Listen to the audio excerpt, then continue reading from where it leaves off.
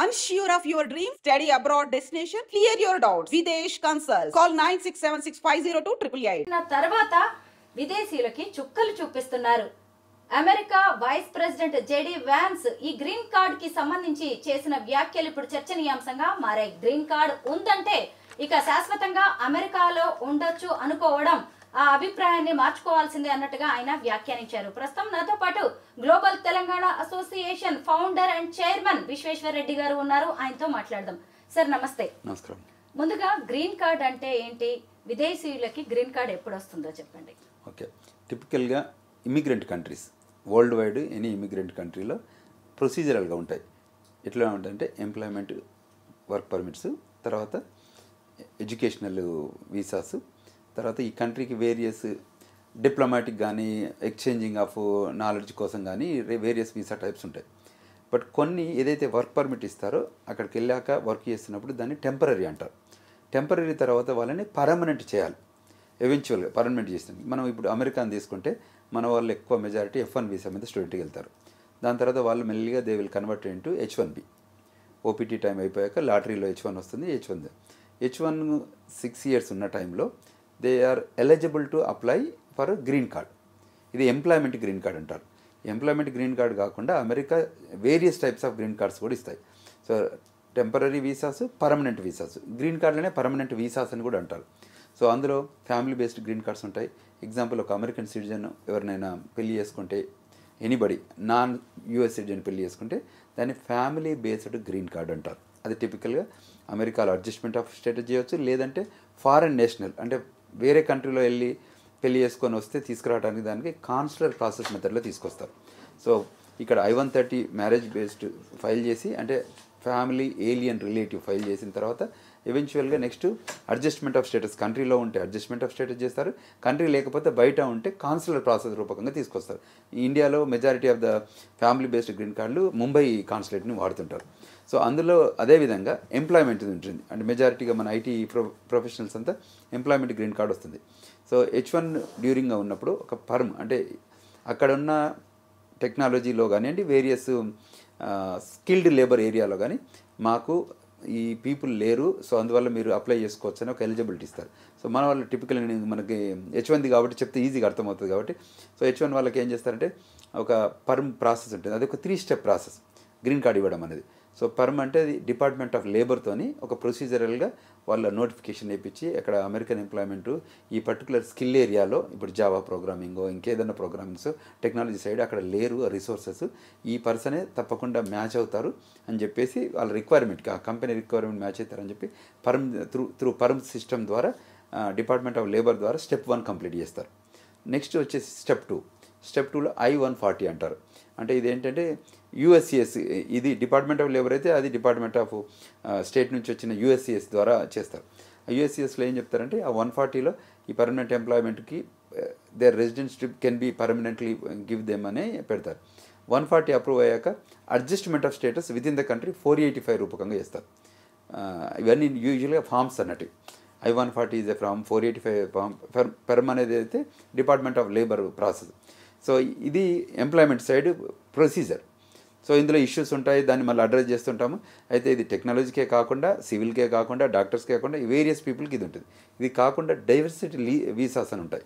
Diversity visas కూడా world wide some కంట్రీస్కి వాళ్ళకి లెస్ ప్రజెన్స్ ఉన్న కంట్రీస్, అమెరికాలో ఇప్పుడు ఇండియా, చైనా, మెక్సికో వాళ్ళకి ఉండవు. ఎందుకంటే because they are already there in various visas, various green card types. వీళ్ళకి డిలే ఉంది. ఇప్పుడు గ్రీన్ కార్డులు ఇవ్వడానికి డిలే ప్రాసెస్లో మెజారిటీ ఆఫ్ ఇండియన్స్ కూడా డిలే ఉంది. తర్వాత ఇంకొక మెథడ్ ఏంటంటే EB-5 అని మీరు వినుంటారు. It is an investor based green cards. అది కూడా so a person who can invest in regional centre. అమెరికాలో ఎక్కడైతే 10 ఎంప్లాయ్మెంట్ క్రియేట్ చేస్తారో దాన్ని రీజనల్ సెంటర్ అంటారు. అక్కడ వెళ్ళి వాళ్ళు రీజనల్ సెంటర్లో ఇన్వెస్ట్ చేస్తే దాన్ని EB-5 కేటగిరీ కింద వాళ్ళకి ఫ్యామిలీకి మొత్తానికి గ్రీన్ కార్డ్ ఇస్తారు. దట్ ఈస్ ఆల్సో సమ్ ప్రొసీజరల్గా. సో వేరియస్, అంటే నేను అనేది అమెరికాకు వచ్చే వాళ్ళకి ఒక సిస్టమ్ అని కాదు. ఇప్పుడు ఇక్కడ నుంచి మన పూజారులు వస్తారు, అక్కడికి R1 వీసా మీద వస్తారు, రిలీజియస్ వీసా వచ్చి టెంపుల్లో పెర్ఫామ్ చేస్తారు కదా, వాళ్ళని కూడా మళ్ళీ ఎవెన్చువల్గా వాళ్ళకు కూడా గ్రీన్ కార్డులు ఇస్తారు. సో అంటే ఇది employment based green card, family based green card, తర్వాత ఈ diversity based green card and business based green card. ఇప్పుడు ఇన్ని టైప్స్ ఆఫ్ గ్రీన్ కార్డ్స్ ఉన్నాయి. ఇంకా వేరియస్ ఏరియాస్లలో కూడా ఎక్కడెక్కడైతే పాసిబిలిటీ ఉందో అక్కడ గ్రీన్ కార్డులు వస్తాయి. వచ్చిన గ్రీన్ కార్డ్స్కి పర్మనెంట్ రెసిడెంట్ అంటారు. Once they get the green card అప్పటి నుండి వాళ్ళది టెంపరీ నుంచి దే బికమ్ పర్మనెంట్. ఒకసారి గ్రీన్ కార్డ్ వచ్చాక మళ్ళీ 3 ఏళ్ళకి కానీ 5 ఏళ్ళకి కానీ వాళ్ళ డ్యూరేషన్ టైంతో బట్టి వాళ్ళకి they are eligible to apply naturalisation citizenship. ఇప్పుడు రెగ్యులర్గా బై బర్త్ సిటిజన్షిప్ వేరు, న్యాచురలైజేషన్ సిటిజన్షిప్ వేరు. సో ఈ ప్రొసీజర్గా మనం అప్లై చేస్తే దానికి ఒక 1 ఇయర్ అట్లా 8 months to 1 year వేరియస్ సిటీస్ని బట్టి కొన్ని జియోగ్రఫికల్గా అమెరికాలోనే జియోగ్రఫికల్గా ఉండి service centre volume of the కేసెస్ని బట్టి కొందరికి 6 months రావచ్చు, కొందరికి 1 year రావచ్చు, కొందరికి 1.5 years రావచ్చు. ఈ ప్రాసెస్లో ఈ గ్రీన్ కార్డు టు సిటిజన్షిప్కి వచ్చే దానిలో they do number of background checks. ఎందుకంటే once they give the citizenship అది చాలా కాంప్లెక్స్ కాబట్టి ఇంటర్వ్యూయింగ్ ప్రాసెస్ ఉంటుంది సిటిజన్షిప్కి ఇచ్చే ముందు. దానికంటే ముందు ఎకనామిక్గా చెక్ చేస్తారు, ఫైనాన్షియల్గా చెక్ చేస్తారు, అదేవిధంగా క్రిమినల్ ఇంటెంట్ ఉందో చెక్ చేస్తారు. గ్రీన్ కార్డ్ టైంలో వాళ్ళకి ఇమిగ్రేషన్ ఇష్యూస్లో ఏమైనా ఉన్నాయో చెక్ చేస్తారు. వాళ్ళకి బ్లడ్ వర్క్ చేపిస్తారు, ఫింగర్ ప్రింటింగ్ చెక్ చేసుకుంటారు. ఇవన్నీ చేపించాక యూఎస్ సిటిజన్షిప్ ఇస్తారు. సో టిపికల్గా it's a procedure.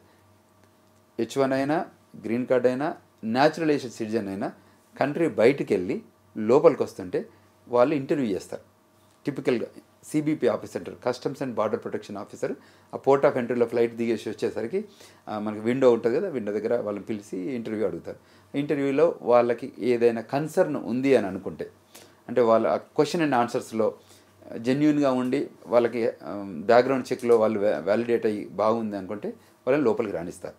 In case they observe something yellow or red in signals, then టిపికల్గా ఏం చేస్తారు, సెకండరీ ఇన్స్పెక్షన్కి తీసుకెళ్తారు. సెకండరీ ఇన్స్పెక్షన్కి తీసుకెళ్ళి వాళ్ళని ఇంకా మోర్ థరో చెక్స్ చేస్తారు. ఆ థరో చెక్స్లలో వాళ్ళ కంట్రీ ఇంట్రెస్ట్ అంటే national interest, terrorism, national security ఇంట్రెస్ట్లో వయలేషన్స్ ఉంటే, ఇమిగ్రేషన్ వయలేషన్స్ అని ఉంటే, ఎంప్లాయ్మెంట్ వయలేషన్స్ ఏదైనా ఉంటే, కంట్రీలో ఏమైనా క్రిమినల్ ఇంటెంట్ ఉంటే then they will put them cancellations.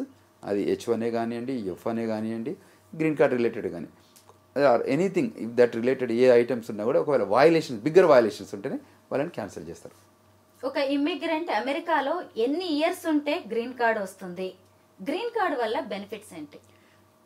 ఇప్పుడున్న కరెంట్ ట్రెండ్లో ఇప్పుడు చాలా ఏళ్ళు అయితే తప్ప ఇండియన్స్కి, మనం ఇండియన్ కాంటెక్స్లో ఆలోచిస్తే అది లాంగ్ టైం ఉంది. 10 ఏళ్ళు పట్టవచ్చు, 15 ఏళ్ళు పట్టవచ్చు. ఎందుకంటే వెయిట్ లిస్ట్ ఎక్కువ ఉంది. ఇప్పుడు మన పాతకాలంలో మనకి ఇక్కడ మనం డిస్ట్రిక్ట్ ఎంప్లాయ్మెంట్ ఆఫీస్లో ఎన్రోల్ చేసి వస్తే ఎలిజిబుల్ ఉన్నప్పుడు మనకి ఎంప్లాయ్మెంట్ లెటర్లు ఎట్లా వస్తాయో, ఇవాళ మనం ప్రయారిటీ డేట్లో రిజిస్టర్ అయి ఉంటే దేనికి ప్రయారిటీ డేట్ కరెంట్ అయినప్పుడు USCIS ఓపెన్ అప్ చేసి ఇస్తుంది. వన్స్ గ్రీన్ కార్డ్ వస్తే సెవరల్ అడ్వాంటేజెస్ ఉన్నాయి. ఎందుకంటే వరల్డ్ వైడ్ ట్రావెల్ చేయడానికి కొన్నిటికి వీసాలు లేకుండా, కొన్నిటికి వీసా అని అరైవల్ ఉండడం, తర్వాత green card American green card based మీద చాలా కంట్రీస్లలో కూడా దే వెల్కమ్ బిగ్ టైం అన్నట్టు. అంటే టూరిజంకి వెళ్ళినా కానీ, ఎంప్లాయ్మెంట్ రూపకంగా వెళ్ళినా కానీ, విజిటింగ్ రూపకంగా వెళ్ళినా, తర్వాత స్టూడెంట్గా రూపకంగా వెళ్ళినా కానీ American green card they have lot of values. Some of the countries they don't ask visas. Some of the countries వీసాలో ఆన్ అరైవల్ ఇస్తారు. ఈ వీసాస్ వచ్చాయి ఇప్పుడు అంతా, ఎవ్రీథింగ్ ఈజ్ ఈ వీసాస్. సో ఆ అడ్వాంటేజ్ ఉంటుంది. అమెరికాలో గ్రీన్ కార్డులో ఉన్న వ్యక్తి ఎవరైనా జాబ్ లూజ్ అయితే వాళ్ళకి ఏంటంటే గవర్నమెంట్ అన్ఎంప్లాయ్మెంట్ బెనిఫిట్ ఇస్తుంది. ఇది H1B వాళ్ళకు ఉండదు.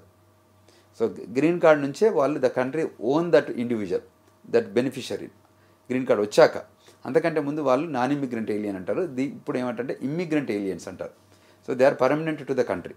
So welcome to that country అని చెప్పి వీళ్ళని బాగా టేక్ కేర్ చేస్తారు. జాబులు వెళ్ళినా కూడా మళ్ళీ వాళ్ళు ఏదైతే జాగ్రఫీ వేరు, వాషింగ్టన్ డీసీలో ఉన్నారా, కాలిఫోర్నియాలో ఉన్నారా, అట్లాంటాలో ఉన్నారా, లేకపోతే రూరల్లో ఉన్నారా, వాళ్ళ బేస్డ్ బట్టి వాళ్ళకు అమౌంట్ సెట్ చేస్తారు. వాళ్ళకి రెమ్యునరేషన్ వాళ్ళ శాలరీని బట్టి పర్ మంత్ ఇస్తారు. అది మళ్ళీ అది కూడా నెంబర్ ఆఫ్ మంత్స్ ఇస్తారు. అది దాన్ని రెన్యువల్ చెప్పవచ్చు మళ్ళీ. So that is an great advantage ఉంటుంది. అంటే ట్రావెల్ అడ్వాంటేజ్ ఉంది, ఎంప్లాయ్మెంట్ అడ్వాంటేజ్ ఉంది, మనం కొద్దిగా హ్యాపీగా ఉండొచ్చు, అంటే స్ట్రెస్ ఉండదు. గ్రీన్ కార్డ్ హోల్డర్ అని చెప్పుకోవడానికి చాలా ప్రౌడ్గా ఫీల్ అవుతూ ఉంటారు కూడా. అయితే ఎలాంటి కండిషన్స్లో గ్రీన్ కార్డ్ని క్యాన్సిల్ చేసే ఛాన్స్ ఉంటుంది? ఇప్పుడు ఇంకొకటి, గ్రీన్ కార్డ్ వచ్చాక వాళ్ళు 6 months ఆ కంట్రీలో నివసించాలి. తర్వాత ట్యాక్సెస్ ఫైల్ చేయాలి. ఈ 6 months కాకుండా వాళ్ళు కంట్రీ బయటికి వెళ్ది ఫారెన్ కంట్రీలో ఉంటే దానికి ఏంటంటే పర్ యానం ఈ రెసిడెన్సీ లిమిట్ అంటారు అన్నట్టు. రెసిడెన్సీ కండిషన్స్ ఉంటాయి. రెసిడెన్సీ కండిషన్స్ వయలేట్ చేస్తే పోర్ట్ ఆఫ్ ఎంట్రీలో వచ్చేటప్పుడు క్వశ్చన్ ఇస్తారు, why you are there outside the country for more than 6 months. అక్కడ ఏదైనా కన్విన్సింగ్ ఆన్సర్ వచ్చిందనుకోండి, they let you inside the country. ఇది రిపీట్గా చేస్తున్నాం అనుకోండి, దెన్ అబ్జర్వ్ చేస్తాడు, మేము మీకు మా కంట్రీకి గ్రీన్ కార్డ్ ఇచ్చిన పర్పసే మీకు కంట్రీలో ఉండటానికి పర్మనెంట్గా, ఎంప్లాయ్మెంట్ చేయడానికి. And you make good life of it. తర్వాత you pay taxes, end of the day the taxes, because you are exemplary skilled worker, you are exemplary beneficiary to the country, benefit to job duties కానివ్వండి ఉంటుంది కాబట్టి మేము పిలిచాము. మళ్ళీ ఇది violation అవుతుంది, ఎందుకంటే మీరు if you are out of the country దీన్ని యూజ్ చేసుకుంటే అంటే మిస్యూజ్ చేస్తున్నట్టు అన్నట్టు. మిస్యూజ్ చేస్తే వాట్ ఈజ్ యువర్ ఇంట్రెస్ట్ అని పొలైట్గా అడుగుతారు. ఇది అక్కడ వాళ్ళు కన్విన్సింగ్ ఆన్సర్ రాలేదనుకోండి, so then they have right to cancel. So తర్వాత ఇంటెంట్ ఇస్తారు, ఫస్ట్ టైమే చేయరు, మెజారిటీ ఆఫ్ ద టైము వార్ని చేస్తారు. If you do this pattern అంటే ఇట్లా కంటిన్యూగా మీరు కంట్రీ బయట వెళ్ళి మోర్ దాన్ 6 months ఉండడం కానీ, తర్వాత ట్యాక్స్ పే చేయకుండా ఉండడం కానీ, ఇటువంటివి ఉంటే violation of immigration nationality act ఉంటే ఫస్ట్ టైంకు వార్ని చేస్తారు. Don't do these kind of things and you know the value of the green card, you should respect the rules and regulations of that green card అని చెప్తారు. ఒకవేళ అయినా వినకపోతే దాని subsequent ఇంటర్వ్యూలలో దాన్ని they have right to cancel. అప్పుడు ఏమంటారంటే ఈ గ్రీన్ కార్డ్ ఎందుకు, నువ్వు వీసా అంటే ఇట్లా వచ్చిపోతున్నావు కాబట్టి you become as an merely a visitor, so take a B1 B2 visa తీసుకొని రమ్మని చెప్తారు. అంటే అంత మంచి గైడ్ చేస్తారు. ఇట్స్ నాట్ దట్ రావడంతో రూడ్గా I'm cancelling and you need to leave the country అని ఏం చెప్పరు. So majority of the time warn చేస్తారు. ఇంకా ఎక్సెప్షనల్గా వాళ్ళకి అక్కడ వయలేషన్ ఉండి ఇప్పుడు ఫారిన్ కంట్రీకి వెళ్ళి టెర్రరిస్ట్ ట్రైనింగ్ తీసుకొని వస్తుండ్రో, లేకపోతే కంట్రీ సెక్యూరిటీ ఇంట్రెస్ట్కు అగనిస్ట్గా ఫారిన్ కంట్రీలో వర్క్ చేసేయడం కానీ, లేకపోతే హోమ్ ల్యాండ్లో కూడా చేయడం కానీ, that's the reason the department of homeland security వచ్చింది అమెరికాలో, because of all the violations happening related to the national security. So అక్కడ దే డోంట్ కాంప్రమైజ్ అన్నట్టు. ఇటువంటి సిచ్యువేషన్ వచ్చినప్పుడు they have a right to cancel the green card. Green card ఉంది అంటే చాలు హాయిగా లైఫ్ లాంగ్ అమెరికాలో ఉండొచ్చు అని గుండెల మీద చేసుకుని హాయిగా ఉంటూ ఉంటారు చాలా మంది. కానీ ఈ మధ్య America vice president JD Vance చేసిన కామెంట్స్ మీరు చూసి ఉండొచ్చు. అయితే ఆ గ్రీన్ కార్డ్ వచ్చిందంటే ఇక మీదట శాశ్వతంగా అమెరికాలోనే ఉండొచ్చు అనుకోకండి అని ఆయన చెప్పడం వెనక ఉన్న ఉద్దేశం ఏంటి అంటే టిపికల్గా వాళ్ళు ఏంటంటే ముందు ఇన్ఫర్మేషన్ ఇస్తారు, తర్వాత వార్ని చేస్తారు, తర్వాత సీరియస్ ఎగ్జిక్యూట్ చేస్తారు. మొత్తానికి ఏదో సీరియస్గా జరగబోతోంది. అండర్ కవర్లో ఎప్పుడు కంట్రీ సేఫ్టీ సెక్యూరిటీ అనేది ఇంపార్టెంట్. ఆ కంట్రీకి వయలేషన్ చేసే వాళ్ళను 100% వాళ్ళు టాలరేషన్ ఉండదు. ద టాలరెన్స్ జీరో టాలరెన్స్ అంటారు చూడండి, దే విల్ 100% ఎగ్జిక్యూట్. సో దానికంటే ముందు is giving signals, you treat this as a signal, అంతే కదా. ఈ సిగ్నల్స్ బేస్డ్ మీద వాళ్ళను చేయవచ్చు అనేది. So if you understand the signals, కనుసూపులతోనే అర్థం చేసుకుంటే ఎగ్జిక్యూషన్ ఉండదు. సో బేసికల్గా green card has the value, so respect that value. As long you respect the value, I don't think it's a big issue. But if you don't respect the value, then there is an issue always existing, మీ పక్కనే ఉన్నదని చెప్పడం.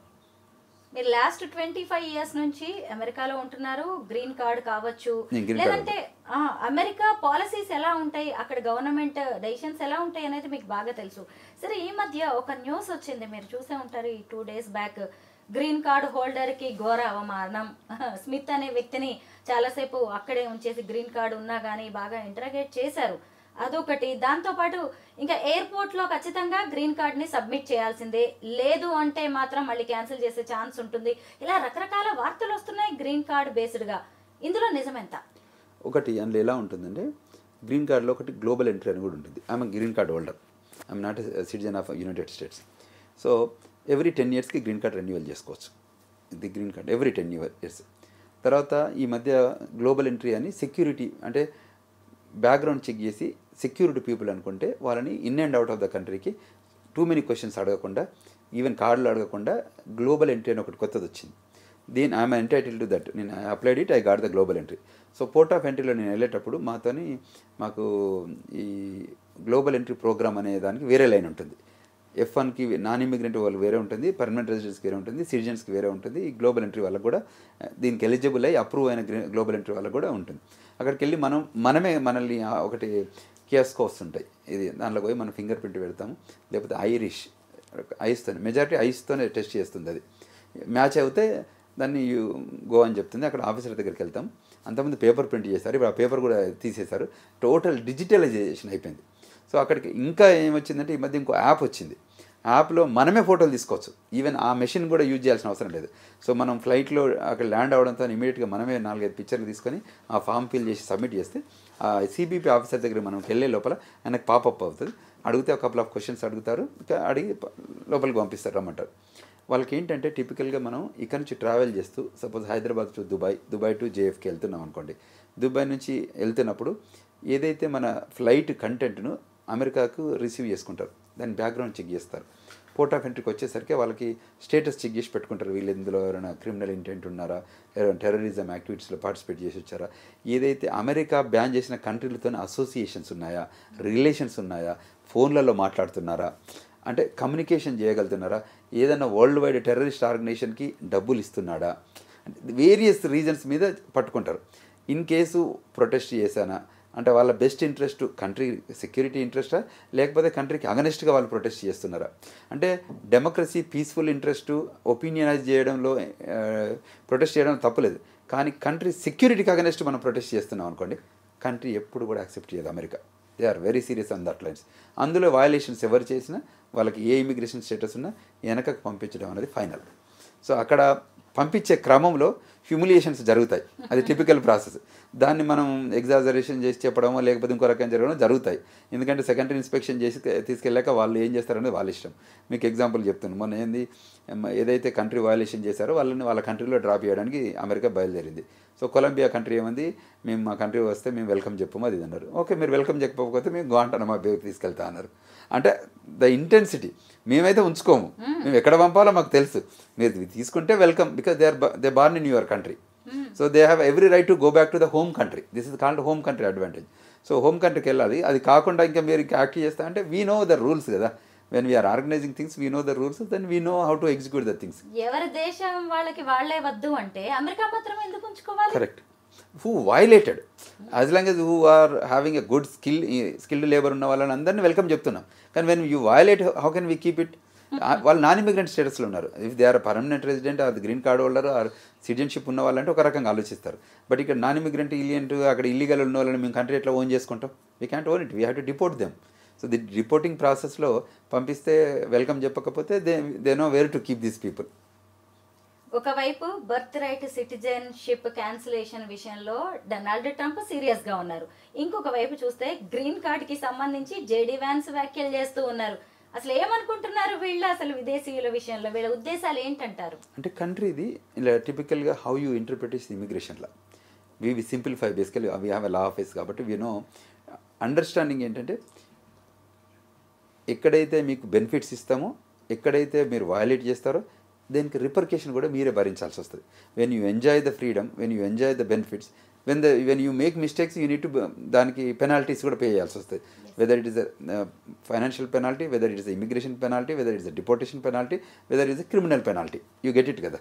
So when you have a great credentials we respect them also. సో ఇటువంటి violations జరిగితే మాత్రం country ఏం చేస్తుందంటే ఆ సీరియస్నెస్ ఉంటుంది. సో ట్రంప్ కూడా ఏమంటున్నారంటే వాళ్ళకి స్కిల్ కావాలి. ఇప్పుడు మీకు గోల్డెన్ వీసా అని వస్తుంది, ట్రంప్ ఇస్తే ఇటువైపు అంటుండు, అటువైపు గోల్డెన్ వీసా ఇస్తా అంటుండు. అంటే our country need talented stem people. Globally immigration interest ఉండాలి, బిజినెస్ ఇంట్రెస్ట్ ఉండాలి. వాళ్ళు వచ్చి ఈ కంట్రీని ఫ్లరిష్ చేయాలి. అటువంటి వాళ్ళు మాకు కావాలి తప్ప మిగతా ఏమాత్రం క్రిమినల్ ఇంటెంట్ ఉన్న వాళ్ళు మా కంట్రీకి అక్కర్లేదు. ఎవరైనా పాస్ట్లో ఉన్నా, కరెంట్లో ఉన్నా, ఫ్యూచర్ ఉన్నా మీకు సిగ్నల్స్ ఇవ్వాలి కదా. మేము ఇంత స్ట్రిక్ట్ ఉంటాము, మీరు గ్రీన్ కార్డు ఉన్నా, వీసా ఉన్నా. ఇప్పుడు కొత్తగా డిపార్ట్మెంట్ ఆఫ్ స్టేట్ యుఎస్సిఎస్ నుంచి ఏమంటారంటే వీసా ఇష్యూ చేస్తే అది పర్మనెంట్ కాదు. మీకు ఇవాళ వీసా ఇష్యూ చేసి ఇంకా 3 ఏళ్ళు మీకు వీసా ఇచ్చింటే 3 ఏళ్ళ లోపల మిమ్మల్ని చెక్ చేయమని ఏం లేదు. మేము ఎవ్రీ టైం మిమ్మల్ని చెక్ చేసుకుంటూనే ఉంటాము. మీరు ఎక్కడెక్కడన్నా తిరుగుతూ వయలేషన్ చేస్తూ నేషనల్ సెక్యూరిటీకి అగనెస్ట్గా మీరు ప్రొటెస్ట్ చేస్తూ తర్వాత ఇదేంటి యూనివర్సిటీలో కానివ్వండి, లేకపోతే రోడ్ల మీద కానివ్వండి, వేరియస్ ఓపెన్ ప్లేస్లలో కానీ మీరు ఏదైనా చేస్తే ఈ వీసాకు రైట్లు లూజ్ అవుతారు, ఇన్అడ్మిసిబుల్ అవుతారు, డిపోర్టేషన్ చేస్తారు. You need to remove your own ways of understanding admissibility లైన్లో అని చెప్తున్నారు క్లియర్. వీళ్ళిద్దరు కాదు, ఇంకా ఇది typical that language another 3 years ఉండబోతుంది. అమెరికా వెళ్ళి మన అమ్మాయిలు అబ్బాయిలు ఉద్యోగం చేస్తూ అక్కడి వాళ్ళని పెళ్లి చేసుకోవడం మనం సాధారణంగా చూస్తూనే ఉన్నాం. ఈ మధ్య కూడా ఒక మ్యారేజ్ జరిగింది సార్. ఒక తెలుగు అమ్మాయి ఒక అమెరికన్ని పెళ్లి చేసుకుంది. ఆ వీడియోకి వచ్చిన కామెంట్స్ కొంత సర్ప్రైజింగ్గా అనిపించాయి. ఇది నిజమేనా అని కూడా అనిపించింది. ముఖ్యంగా ఈ సిటిజన్షిప్ కోసం, గ్రీన్ కార్డు కోసమే ఈమె పెళ్లి చేసుకుంది ఇతన్ని అనే కామెంట్స్ వచ్చాయి. ఇలాంటివి జరుగుతూ ఉంటాయా? అంటే సమ్ పర్సంటేజ్ ఉంటుంది. I cannot make comment and మీకు ఎవ్రీబడి ఈజ్ డూయింగ్ దట్. కానీ కొందరు లవ్ అండ్ అఫెక్షన్తో కనెక్ట్ అయ్యి పెళ్ళిళ్ళు చేసుకుంటారు. దాన్ని ఇంతకుముందు మీకు చెప్పాను ఫ్యామిలీ బేస్డ్ గ్రీన్ కార్డ్. మీరు ఇప్పుడు F1 మీద వచ్చినా H1 మీద వచ్చినా కొంతమంది పిల్లలు ఒకవేళ నచ్చిండ్రు అనుకోండి, కాలేజీలోకి వెళ్తారు కదా, లేకపోతే బయట సోషల్ యాక్టివిటీస్లో వెళ్ళి ఎక్కడైనా కనెక్ట్ అయితే వాళ్ళు పెళ్ళి చేసుకుంటారు. అంటే లవ్ అండ్ అఫెక్షన్ అంటే నైస్ ట్రాక్. కొందరు ఏం చేస్తుంటారు, కొందరు డబ్బు కోసమనో దానికోసమో దీనికోసమనో కూడా గ్రీన్ కార్డులు తీసుకుంటారు. కాకపోతే దానికి ట్రబుల్ ఉంటుంది. దాన్ని we don't encourage. If there is a real value ఉండి లవ్ అండ్ అఫెక్షన్ ఉంటే మీరు తీసుకొని గ్రీన్ కార్డు చేయించుకోవచ్చు. యూఎస్ సిటిజన్షిప్ బేస్డ్ మీద వచ్చే గ్రీన్ కార్డులు కూడా between 6 to 9 months or 6 to 1 year లోపలే వస్తాయి. చాలా ఫాస్ట్గా వస్తాయి green card. So and with in the country adjustment of status చేయొచ్చు. కంట్రీ బయటకు వెళ్ళాల్సిన అవసరం లేదు, కాన్సులేట్ ప్రాసెసింగ్ చేయాల్సిన అవసరం లేదు, వీసా అటెండ్ కూడా అవసరం లేదు. గ్రీన్ కార్డ్ డైరెక్ట్ ఇంటికే వస్తుంది. అమెరికాలో ఉంటాయి. ఇప్పుడు F1 స్టూడెంట్ అమ్మాయి ఉందనుకోండి, అమెరికా అబ్బాయి పెళ్లి చేసుకున్నాడు అనుకోండి, కంట్రీ లోపలనే మేము ఇప్పుడు మన వాళ్ళు సీనియర్లు వెళ్ళిన పిల్లలు అబ్బాయిలు యూఎస్ సిటిజన్లు ఉన్నారు కదా, ఇప్పుడు ఇండియా నుంచి కొత్తగా వచ్చిన అమ్మాయిలు ఉన్న వాళ్ళకి కూడా మేము ఇమిగ్రేషన్ చేస్తాం మన ఆఫీస్ నుంచి. సో దాన్ని మ్యారేజ్ బేస్డ్ గ్రీన్ కార్డ్ అంటారు. సో విత్ ఇన్ ద కంట్రీలోనే F1 వీసా నుంచి the change of status or the adjustment of status will happen and they issue a green card. కాకపోతే they organize an interview before they issue the green card. అంటే మంత్స్లోనే వచ్చేస్తుంది. 6 months to 1 year లోపలనే వచ్చేస్తుంది green card with in the country. They don't have to leave the country. అంటే ఈ కామెంట్స్లో నిజం లేదు అనుకోవడానికి కూడా లేదు. చేయొచ్చు, అట్లా కూడా జరుగుతాయి. నేను అనేది అది జరగట్లేదు చేయట్లేదు అనలేము. మన వాళ్ళు అడ్వాంటేజ్ ఇప్పుడు మన స్టూడెంట్స్ అంతా ఏం పని చేశారో అందరం చూసాం కదా. సో ఇవన్నీ చూసాక ఇవి చేయరని మేమేం అనుకోవట్లేదు, చేస్తారు. కానీ యుఎస్సిఎస్ గమనించి చేస్తే they have every right to cancel that green card. ఇప్పుడు మీరు చెప్పిన green card they have every right. వయలేషన్స్లో ఇవి ఉంది, వాళ్ళు మనీ కోసమో ఇంకా ఇమిగ్రేషన్ ఇంటెంట్ బెనిఫిట్ కోసమో వీళ్ళు గ్రీన్ కార్డ్ తెచ్చుకున్నారు, అప్లై చేశారని తెలిస్తే ఇప్పుడు కాదు 10 ఏళ్ల తర్వాత కూడా క్యాన్సిల్ చేస్తారు. మన రీసెంట్గా ఒక అబ్బాయి 15 ఏళ్ల నుంచి అమెరికాలో ఉంటున్నాడు, స్టూడెంట్ వచ్చాడు. స్టూడెంట్ కాదు, ఇప్పుడు H1B మీద ఉన్నారు. వచ్చాక అంత బాగానే జరుగుతుంది, అంత బాగానే ఉన్నాడు. He is involved in to a company registration. అంటే ఆ కంపెనీకి పనిచేస్తున్నాడు ఆఫ్లైన్లో. H1B ఒక కంపెనీ ఉంది, ఇంకో కంపెనీకి పనిచేస్తున్నాడు. సో అది కంట్రీ లోపలికి ఎంటర్ అయ్యేటప్పుడు సెకండరీ ఇన్స్పెక్షన్కి తీసుకెళ్లారు. ఫోన్ తీసుకొని డౌన్లోడ్ చేశారు. డౌన్లోడ్ చేస్తే ఈయనకి ఆ కంపెనీకి లింక్స్ తెలిసాక టెస్ట్ చేస్తే అందులో ఈయనకు లింక్స్ ఉన్నాయి. So being an H1 holder నువ్వు ఆ సేమ్ కంపెనీకి నువ్వు పనిచేయొద్దని చెప్పేసి 15 years తర్వాత వాళ్ళ వైఫ్ ప్రెగ్నెంట్ ఉంటే అమెరికాలో దాన్ని క్యాన్సిల్ చేసి పంపించేశారు ఇండియాకి. డిపోర్టెడ్. ఇలా కూడా జరుగుతున్నాయి, చాలా జరుగుతుంది. ఏదైనా రూల్స్ ప్రకారం ఉండాలి అంతే. అంతే స్ట్రేట్గా ప్రతిదానికి ఒక ప్రొసీజర్ ఉందండి. Step 1, Step 2, Step 3 మీరు ఫాలో అయితే ఈ ప్రొసీజర్గా you are good. If you violate this thing you are done. Violate చేశాక ఇవాళ వయలేట్ చేసినా 10 yearsకి వయలేట్ చేసినా అంటే పాస్ట్ 10 years బ్యాక్ వయలేట్ చేసినా పోర్ట్ ఆఫ్, ఎందుకంటే కంట్రీ ఇన్ అండ్ అవుట్ వద్దంటే ఆ గేట్ వే ఉంటుంది కదా, అక్కడ స్క్రీనింగ్ జరుగుతూనే ఉంటుంది ఎప్పుడు. సో ఎక్కడ మిస్టేక్స్ అయినా అక్కడ కనబడుతుంది. ఈ అన్ని చెక్లు చేస్తారు ఎక్కడైతే ఉంటే, ఎందుకంటే ఆ కంట్రీ సెక్యూర్ కంట్రీ ఉంచుకోవాలి కదా. లోపలికి వచ్చి టెర్రరిజం చేస్తా అంటే వెల్కమ్. ఎందుకంటే ఎప్పుడైతే September 11, 2001లో జరిగిందో దాని తర్వాత వాళ్ళు చాలా ప్రికాషన్స్ తీసుకున్నారు, మెజర్మెంట్స్ తీసుకున్నారు. సో ఇక్కడ గ్యాప్ వచ్చినా కూడా వాళ్ళని చేయాలనేది ఉద్దేశంతోనే జరుగుతుంది. సార్ ఇక్కడ మన దేశంలో మన సామాజిక వర్గంలో పెద్దలు కుదిర్చిన పెళ్లి, కట్న కానుకలు ఇచ్చి ఎంతో గ్రాండ్గా చేసిన పెళ్లిళ్ళకే గ్యారంటీ ఉండట్లేదు. అలాంటిది మన వాళ్ళు వెళ్ళి అమెరికన్స్ని పెళ్లి చేసుకుని ఆ తర్వాత మీరన్నట్టుగా 6 నెలల్లో గ్రీన్ కార్డ్ వచ్చి ఆ తర్వాత వాళ్ళిద్దరి మధ్య ఏదైనా గొడవలో ఏదో జరిగి విడిపోవాల్సిన పరిస్థితి వస్తే ఆ గ్రీన్ కార్డ్ సంగతి ఏంటి? Good question. Actually the best question you asked. హిస్టారికల్గా ఇవి జరుగుతున్నాయి, ఇది నాట్ న్యూ. మీరు ఇవాళ చెప్పింది లాస్ట్ 27 years నుంచి కూడా we witnessed number of green cards, family based green cards వచ్చాయి. గ్రీన్ కార్డ్ పెండింగ్ స్టేటస్లో ఉన్నప్పుడు ఒక రకమైన జడ్జిమెంట్ వస్తుంది. గ్రీన్ కార్డ్ కంప్లీట్ వచ్చాక అంటే ఫుల్ ఫ్లెడ్జ్డ్ గ్రీన్ కార్డ్ వచ్చింది అనుకోండి, మ్యారేజ్ అయ్యాక ఆ బేస్డ్ మీద, అప్పుడు డివోర్స్ అయినా కూడా వీళ్ళ గ్రీన్ కార్డ్ వెనకకి తీసుకోరు. Green card they have entitlement. Green card filing స్టేటస్లో ఏదైనా గ్యాప్ వస్తే అప్పుడు they lose that green card. ఎందుకంటే వాళ్ళ ఇంటెన్షన్ ఇది ఫ్యామిలీ బేస్డ్ గ్రీన్ కార్డ్ కాబట్టి ఫ్యామిలీ కలిసి ఉండాలని కోరుకుంటారు. ఏది ప్రాసెస్లో at least during the process in case ఆ ప్రాసెస్లో ఏదైనా మిస్టేక్స్ జరిగి ఏదైనా ఇష్యూస్ వచ్చి ఏదైనా రకరకాలు అయితే then they have an option to cancel. Sometimes unintentional or intentional కొన్ని సంఘటనలు జరుగుతాయి కదా. అందులో ఒకసారి మేము ఒక case we dealt with it. అబ్బాయి చనిపోయాడు బైక్ రైడ్లో. This is happened in 2011 some time 11 or 12 time 11లో 2010 to 11 మధ్యలో. సో పెళ్ళయింది, అమ్మాయిది అడ్జస్ట్మెంట్ ఆఫ్ స్టేటస్ ఫైల్ చేశాక అబ్బాయి చనిపోయాడు. చనిపోతే దానికి మళ్ళీ we fought with USCIS and we make sure, because it's pending, it's not completely approved. We worked with the government, and that lady, we make sure she get the green card, and she achieved it. ఆమె green card వచ్చింది. పిల్లల సంగతి ఏంటి sir? పిల్లలు పుడతారు కదా, పుడితే ఇప్పుడు ఇంకా బర్త్ రైట్ సిటిజన్షిప్ ఉంది కదా, దే బార్న్ ఇన్ యుఎస్ కాబట్టి right now as we speak they have birth right citizenship. హిస్టారికల్గా కూడా ఉంది కాబట్టి they become an by birth citizen. Courts ఎలాగో ఇప్పుడు స్టే ఇచ్చాయి కాబట్టి, అయినా సరే అందరూ ఫారినర్స్ భయపడుతూనే ఉన్నారు. ఎందుకు భయపడుతున్నారంటే ఇప్పుడు కొత్త ఫార్ములా ఏంటంటే లోకల్ కోర్ట్స్ స్టే ఇచ్చాయి. సో రేపు కొత్త పాలసీ ఏం రాబోతుందంటే లోకల్ కోర్ట్స్ ఇచ్చే జడ్జిమెంట్ మీద ఫెడరల్ గవర్నమెంట్ ఇన్ఫ్లుయెన్స్ కావద్దు అనేది కొత్త ఫార్ములా తీసుకొస్తున్నారు. ప్రెసిడెంట్గా నాకు అథారిటీ ఉంది, my interest is country interest, we're looking is a country national interest. మీరు లోకల్ మీ జడ్జిమెంట్ అంతా స్టేట్ స్పెసిఫిక్. అమెరికా ఎలా ఉంటుందంటే that is the United States of America, India is union states of India.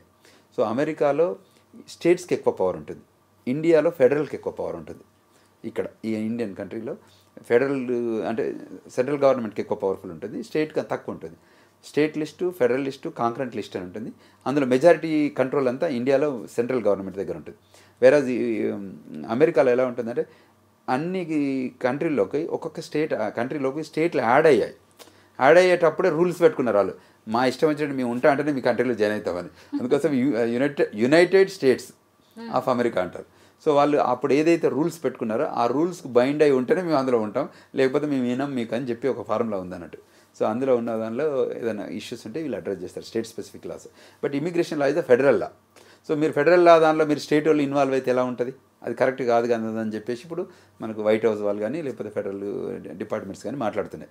మీరు state object చేస్తే మేము federal decision ఎట్లా ఆపుతాం? బికాజ్ ఇప్పుడు family law, real estate law, taxations, కొన్ని ఇన్కార్పొరేషన్ లా, ఇవన్నీ ఏంటంటే state specific laws. Immigration law is the federal law. American టెరిటరీలో ఉన్న 50 రాష్ట్రాలు లేకపోతే అమెరికన్ టెరిటరీ అవుట్ సైడ్ యూఎస్లో ఉన్న టెరిటరీస్ కొన్ని ఉన్నాయి, గ్వాము ఇటువంటి పోర్టరికో వంటివి ఉంటాయి కదా. సో అటువంటి వాటిలలో ఉన్న వాళ్ళకు కూడా ఈ ఇమిగ్రేషన్ లా అప్లై అవుతుంది. Thank you so much sir. Green కార్డ్కి సంబంధించి ఉన్న డౌట్స్ అన్నిటికీ చాలా మంచి క్లారిఫికేషన్ ఇచ్చారు. Thank you so much. నమస్కారం.